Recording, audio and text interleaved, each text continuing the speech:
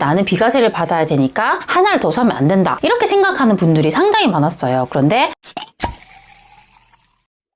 안녕하세요, 세비티입니다. 오늘 저는 요즘 1주택 갈아타기를 해야 될지 말아야 될지에 대해서 정말 고민이 많으시잖아요. 그래서 이 부분에 대해서 정말 제가 총정리를 해드리려고 합니다. 어떻게 하면 1주택에 대해서 비과세를 받을 수 있는지, 대출은 어떻게 하면 되는지, 내가 사는 곳에서 상급지를 어떤 식으로 찾아가면 되는지에 대해서 제가 두 편의 영상으로 이렇게 쪼개가지고 한번 말씀을 드리도록 하겠습니다. 이번 영상에서는 1주택 갈아타기의 세금과 대출에 대해서 확실하게 좀 말씀을 드리도록 하겠습니다. 집값이 많이 하락을 했으니 지금이 정말 갈아탈 타이밍이 아닌가 이런 생각도 요즘 많이 하시는 것 같고요. 내 집도 하락을 했으니까 그러면 정말 내가 그전에 못 봤던 상급지로 갈아타기를 할까 이런 고민을 많이 하시는 것 같습니다. 지금부터는 세금에 대해서 좀 말씀을 드리도록 하겠습니다. 일시적 1가구 2주택 비과세에 대해서 좀 말씀을 드릴 텐데요. 우선 가장 중요한 부분은 이 취득한 날짜, 보유한 기간입니다. 최근에 이 일시적 1가구 2주택에 대한 부분이 개정된 내용이 있어서 제가 좀 말씀을 드리려고 합니다.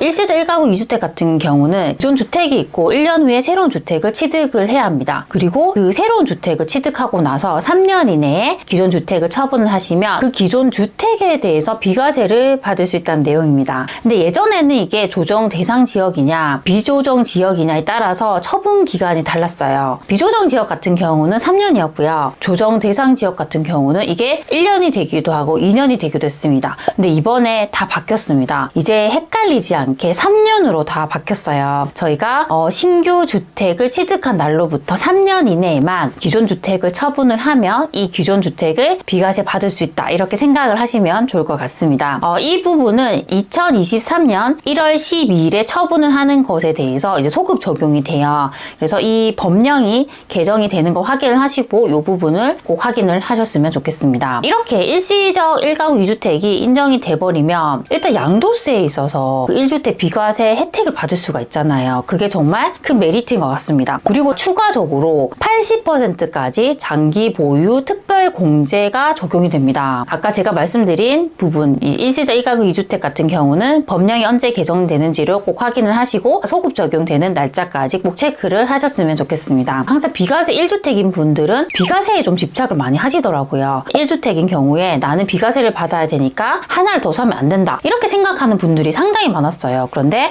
제가 앞서 설명드린 일시적 1가구 2주택 비과세 조건, 요 요건을 좀 활용을 하시면 이 기존 주택을 똑같이 비과세 받을 수가 있잖아요. 그래서 저는 이런 것도 꼭 체크를 하셨으면 좋겠습니다. 두 번째로 체크를 할 부분인데 그게 뭐냐면 우리가 무조건 비과세에 집착하시잖아요. 그런데 이것도 내가 가진 이 주택이 많이 올라야지 양도세를 많이 내는 거잖아요. 근데 그렇지 않은 경우는 의미가 없습니다. 근데 우리가 세금에 대해서 모르는 분들은 막연하게 내가 정말 비과세를 받아야 되기 때문에 다른 주택을 취득하면 안 된다. 이렇게 생각을 하시더라고요. 그래서 이런 부분 모르는 분들은 무조건 나는 주택이 하나만 있어야 돼. 그래서 내가 비과세를 받아야 돼. 이렇게 생각을 하시거든요. 그래서 그런 분들도 이 주택 내가 이제 기존에 취득한 가격과 현재 가격을 좀 비교를 하면서 전략을 짜시면 좋을 것 같습니다. 지금부터 말씀드릴 내용은 대출에 대한 부분입니다. 저희가 1주택 갈아타기를 할 때도 정말 대출을 받을 수 있는지 많이 궁금해 하시는 것 같아요. 그래서 금리 이런 조건에 대해서 좀 상세하게 설명을 드리려고 합니다. 우선은 최근에 나왔던 특례 보금자리론에 대한 부분도 제가 좀 덧붙여가지고 상세하게 설명을 드리려고 합니다. 이 특례 보금자리론 대출 같은 경우에는 제가 좀 간단하게 좀 설명을 드릴게요. 또 복잡하게 설명드리면 이해하기가 어렵잖아요. 우리가 항상 이런 대출이 나올 때 이걸 생각해야 돼요. 왜 정부에서 이런 대출 상품을 내놓았는가에 대한 부분입니다. 근데 지금 보면 전반적으로 부동산 경기가 침체가 되면서 거래량이 거의 없는 편이에요. 그리고 금리가 계속적으로 올라가잖아요. 금리가 높으니까 대출이자도 상승을 많이 했잖아요. 이런 상황이기 때문에 무주택자인 분들 아니면 1주택 갈아타기를 하려는 분들에게 대출이자가 좀 낮은 이런 상품들을 좀 해가지고 거래량을 좀 늘리려고 하는 게 가장 목적입니다. 그래서 이 상품 같은 경우는 1년 동안 일단 한시적으로 운영이 됩니다. 자세한 사항은 한국주택금융공사 홈페이지에 가시면 상세하게 확인할 수가 있습니다. 우선 제가 신청 자격에 대해서 말씀을 드리면 일단 민법상 성년이어야 되고요. 대한민국 국민이어야 됩니다. 그리고 여기 신용정보관리규약에 해당이 없고 저희가 CB라고 해서 개인 신용평가 점수가 있어요. 이 점수가 271점 이상이 되어야 된다고 합니다. 그리고 대출 요건 같은 경우는 9억 이하의 공부산 주택이어야지 가능하고요. 이게 무주택이어도 되고 1주택인 분들도 가능합니다. 근데 소득에 대한 제한은 없어요. 그리고 저희가 대출을 받을 수 있는 그 상한이라고 하잖아요. LTV.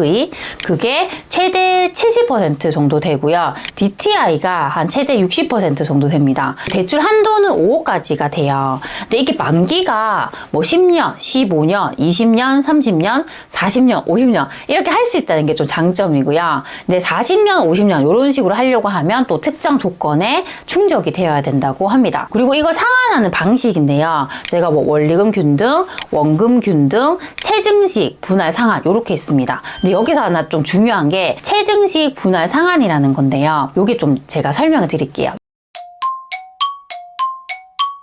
납입 초기에는 원금이 좀 크니까 금액이 크지만 시간이 지날수록 점점 줄어드는 방식입니다. 근데 이 체증식 분할 상환에 유리한 점이 있습니다. 그 집에서 우리가 평생 살 게 아니면 어차피 만기 도래하기 전에 우리가 팔게 되잖아요. 그러면 최대한으로 좀 우리가 이자나 원금을 적게 내는 게 좋잖아요. 그리고 나중에 매도해서 이걸 상환하면 되니까 이렇게 활용하실 분들에게 되게 좋은 것 같더라고요. 그리고 이게 기존 보금자리론 같은 경우에는 우리가 7천만 원 정도여야지 이제 소득이 가능했는데 이 특례 보금자리로는 소득 제한이 없고 우대금리를 또 적용받을 수 있어요. 본인이나 배우자의 소득 증빙만 있으면 된다고 하니까 꼭 체크를 하셨으면 좋겠습니다. 대출받는 용도가 무주택 같은 경우에는 주택 구입 용도로 가능하고요. 1주택자 같은 경우는 기존 대출을 상환하고 임차 보증금을 반환할 수 있는 용도로도 가능해요. 그리고 일시적 2주택 같은 경우에는 기존 주택을 2년 이내에 처분하는 조건이면 또 가능하다고 합니다. 가장 중요한 부분이 뭐냐면 금리에 대한 부분이에요. 근데 이게 일반형이 있는데요. 일반형 같은 경우는 주택 가격이 6억을 초과하고 9억 이하인 경우에 그리고 여기에 부부 합산 소득이 1억 이상인 경우는 이 일반형이 가능하다고 합니다.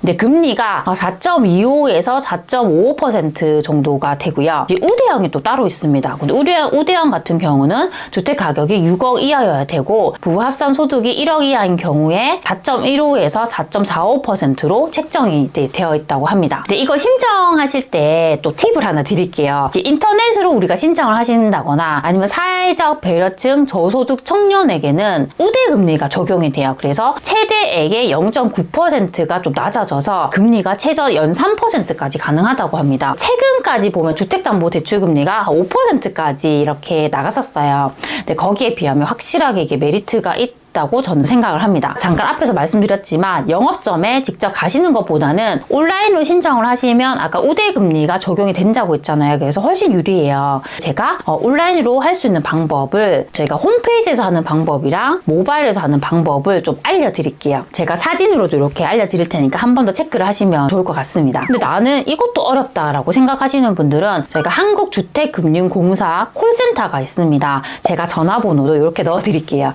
여기 연락을 하셔가지고 여쭤보시면 너무 좋을 것 같습니다. 이 신청을 받고 사흘 만에 7조 원 정도의 수요가 몰렸다고 해요. 그래서 관심 있는 분들은 빨리 이거 알아보시고 신청을 하셨으면 좋겠습니다. 오늘은 제가 1주택 갈아타기에 대한 세금, 대출에 대해서 좀 상세하게 설명을 드렸습니다. 그리고 지금 1주택 갈아타기 고민하시는 분들이 많을 거예요. 그런데 내가 막연하게 돈이 없다. 아니면 내가 정말 비과세를 받아야 돼서 난 할 수 없다. 이렇게 생각하시는 분들은 제가 오늘 알려드린 내용만이라도 꼭 숙지를 하시면 고민하지 않고 정말 좋은 곳으로 갈아타기를 할 수 있기 때문에 꼭 반복해서 시청을 하셨으면 좋겠습니다. 그리고 꼭 세금은 개인마다 다를 수 있기 때문에 세무사와 꼭 상담을 하셔서 확인을 하셨으면 좋겠습니다.